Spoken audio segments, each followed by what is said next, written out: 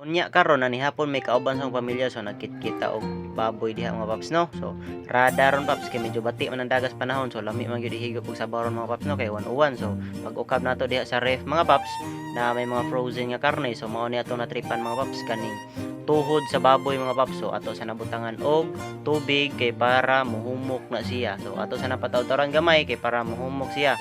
Then transition mga paps dara humok na siya mga paps. So mao ni ato ang sabon karon. Dayon ato nang giandam ang mga kalamasan diha mga paps na asay gulay diha mga paps na ay repolyo ug butig ambot unsay tawag niyo sa uban mga paps basta amoa kay butig na apoy uban nga kanaka or bisol. So ato na nang gipanita ng bisol diha mga paps no or butig so kay para malimpyo na siya then pagkahuman ato sa nang siyang hugasan kay para malimpyo na siya. So limpyuhan kita na mga paps kay kita may mukaon. So apilan po tanang hugas ng mga kalamasan diha mga paps. Dayon pagkataod-taod ato na nang gihiwa ng kuan diha kanang butig.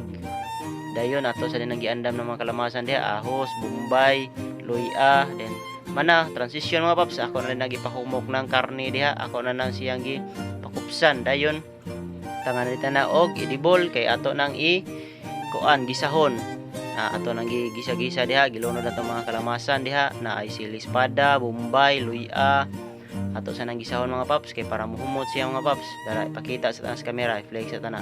Ako gina sa gisahon ng karne mga paps kay para magawas gyud iyahang kalami sa karne mga paps ba. So ato na i-mix di mga paps no ang lamas ug ang kaning baboy para ma-mix ang timpla niya mga paps no. So ato na ilunod ng butig di mga paps or kanaka or bisol so butangan sa tanag tubig kay para malata then matik transition na bukal na siya mga paps. Ato na din na siya lundan og kanang kuan pampalasa na atay magic sarap diha mga paps og ang asin kay para kuan balance.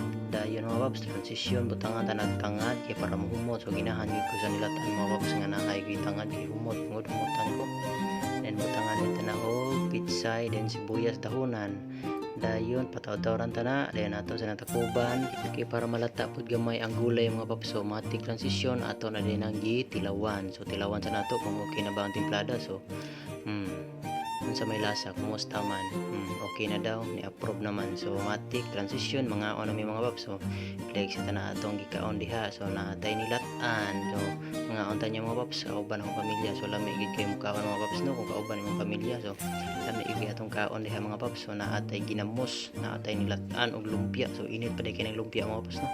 Ako rin nang time lapse kay medyo nang taas-taas man gid siya nga video mga paps. Lami gid ng kaon basta naa sa halang-halang gamay ba na magid nang magkaon kanay halang-halang gamay kay pampaganam nas kaon mga paps. So pagpunit ato des lumpia mga paps so napaso kay di man